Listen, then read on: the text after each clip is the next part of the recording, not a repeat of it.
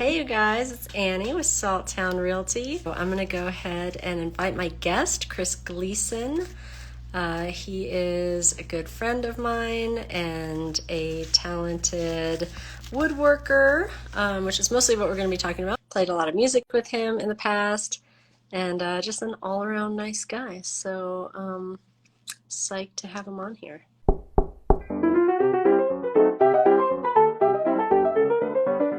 Awesome. Looking good. Hey, how are you? I'm good. How are you? I'm great, thanks. Good. I'm a little road weary. Thanks for agreeing to join this a little bit later than normal, but most people watch it once it's already posted and stuff, so I think we'll be fine. And we've already got a Yeah, few people joining anyway. So cool. this is Gleason. He is a local craftsman, woodworker, carpenter, musician extraordinaire, and a hell of a nice guy to boot. Good friend of mine. I think I know you, Chris, originally from the music world. And then we kind of just have expanded the relationship. So sold a cabin for Chris. He got his license for a while. He did a gorgeous kitchen redesign for me in my old house.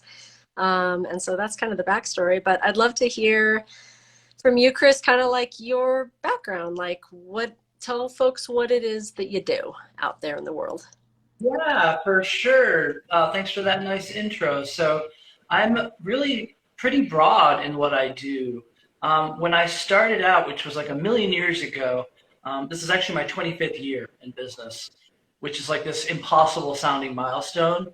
Um, and it makes me feel really old. But like when I started out, I remember having this like distinct feeling like, okay, I can go down one of two paths. I can be like really specialized, you know, and there is a lot of appeal to that, to kind of say, I do this very narrow thing that is like kind of my heart's passion, and it's like my work. Or I can say yes to a hell of a lot of things, and increase my odds of collecting checks.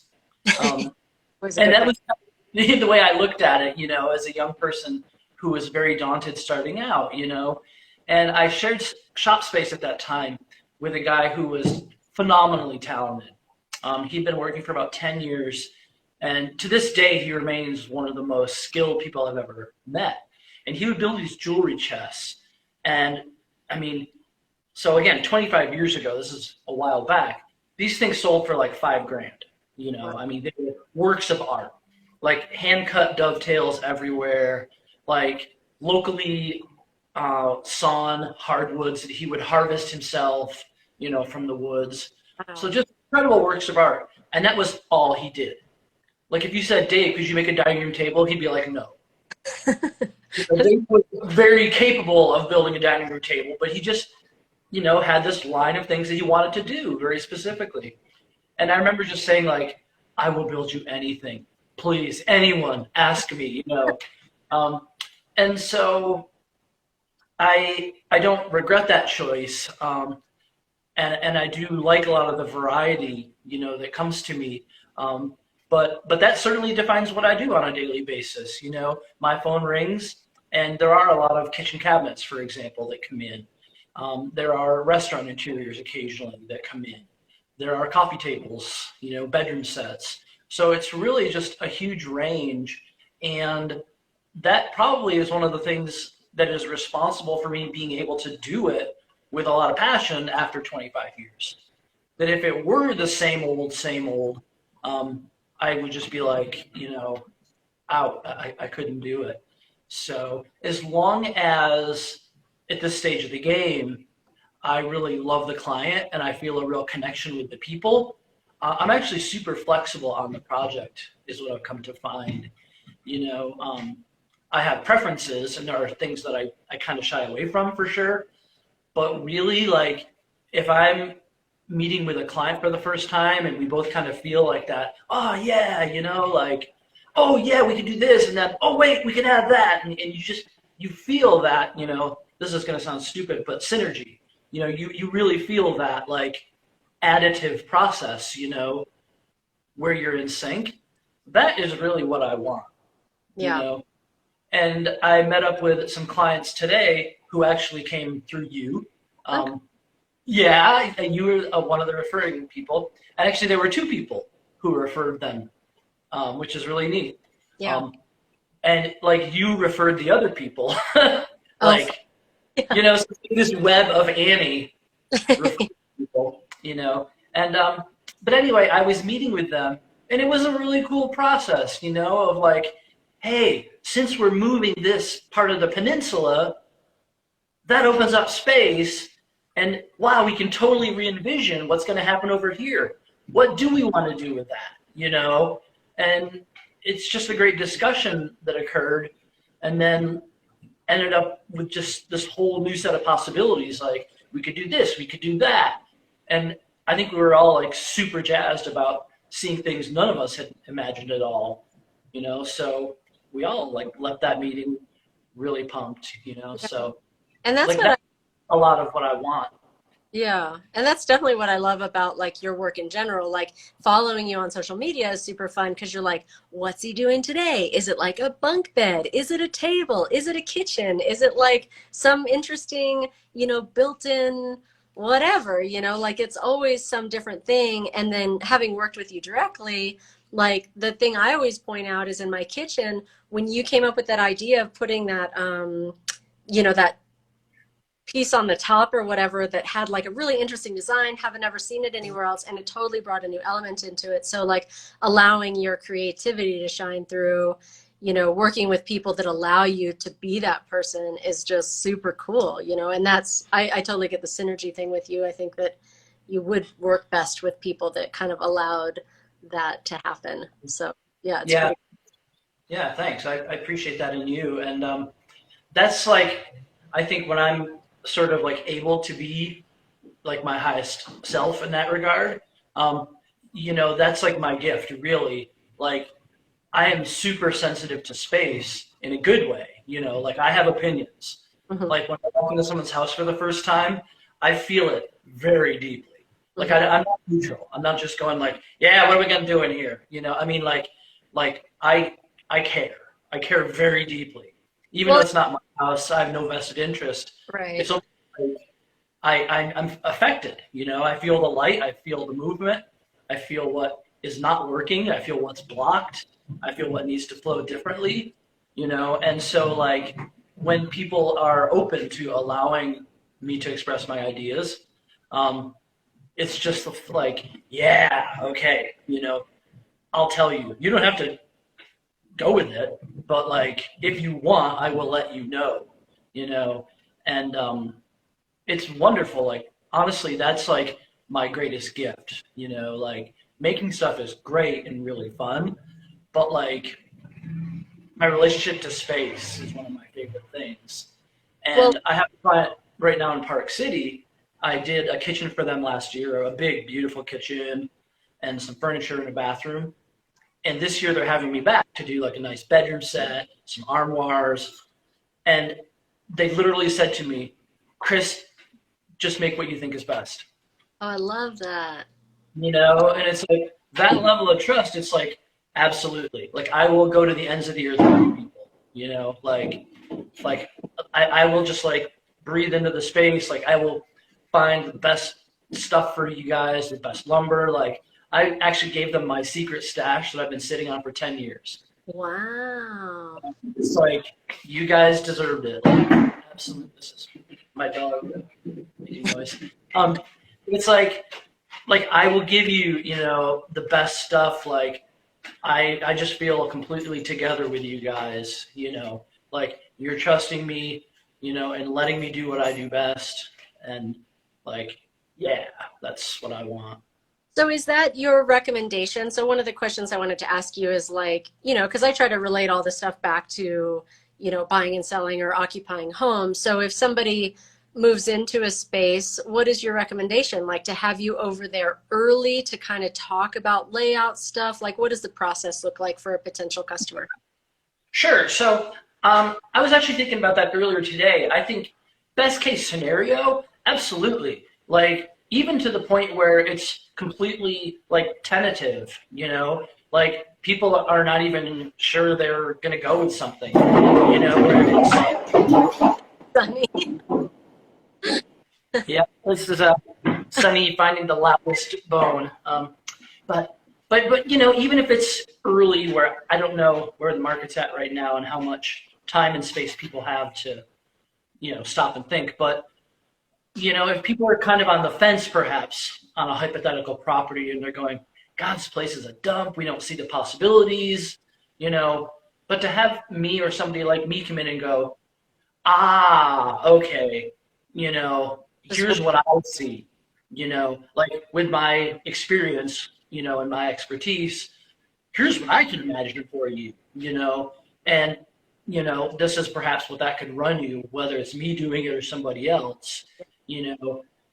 Yeah, it may look like a pig right now, but here's the lipstick we can put on it, you know, in a really good way to make it really viable, you know, and take it from something that like, yeah, right now you don't see the potential, but I do, you know, and then that may help them to make a decision on a property where it's like, nah, this place is a dump, to go, oh no, this could actually be our great starter home, Yeah. or something. Or maybe they go, no, we're not feeling it, period, and they walk away. Or if it's a home they've already committed to, then great, early on, you know, or at whatever point they're ready, 6 months down the road, 5 years down the road, Yeah. for that initial remodel, you know, we I love talk. too that you could give them an idea of like general costs, whether it's you or somebody else, because that's always like something that's really difficult for people to wrap their heads around.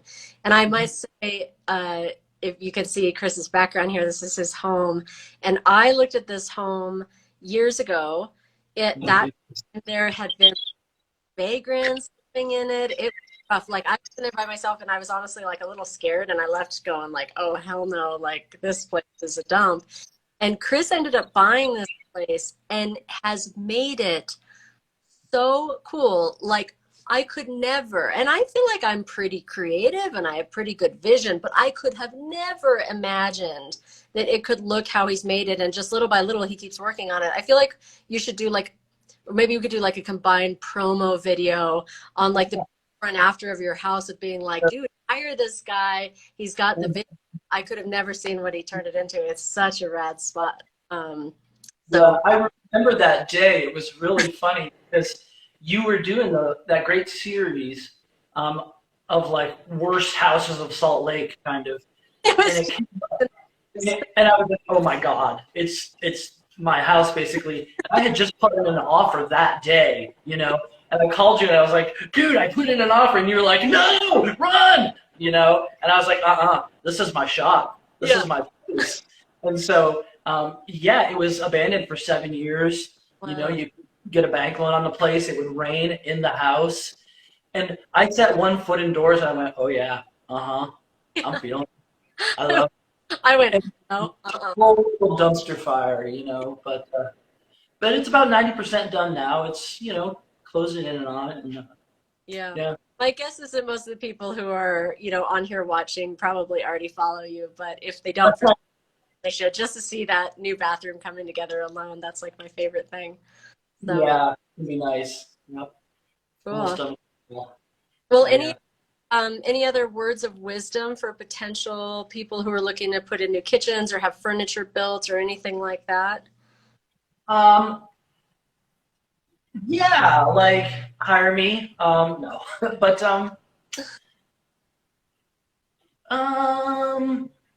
words of wisdom, gosh,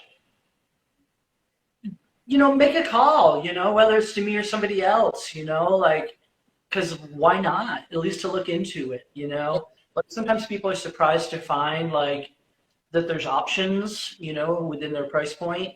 And there's like materials have gone up. We all know that, you know, supply chains, yada yada. But it's like, hey, sometimes it's surprising, you know, what you can score here and there, you know. So talk to somebody like me, and once in a while I can find a deal on stuff, you know, or point people in a direction which doesn't have to break the bank, you know. So, you know. I actually have another question. I've never had any custom furniture ever made, but I know you and a couple, furniture makers in town, and I always wonder, like, do people typically go on Pinterest or something and find something they like and send it to you, or do they go, I want something of this general style? Like, what is your preference? How do people usually go about that if they want a bit, Yeah, table or something made? people have done some level of homework for sure. So they arrive with some kind of something, Mhm. and um, whether it's not even stuff that's printed these days. It would have been at one point. They'd have a bunch of photos, but something on your phone. Like Instagram images, pretty popular these days. But yeah, people have like put thought into it, like whether it's specific, like I want this, or like something kind of like this, but a little of that. Mhm. So like anybody that's going to get something made has preferences, right? Yeah, of course. Like, I guess that's the obvious thing. So like they've looked around, they've thought about it, and there's often a reason why they're not just like clicking on the Restoration Hardware link and buying it, Right. you know.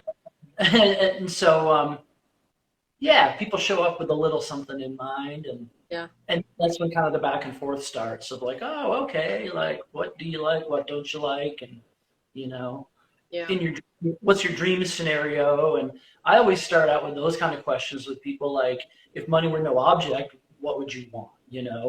And then we come back down to earth where money is an object. But like, like, hey, like maybe, what would you want in an ideal world?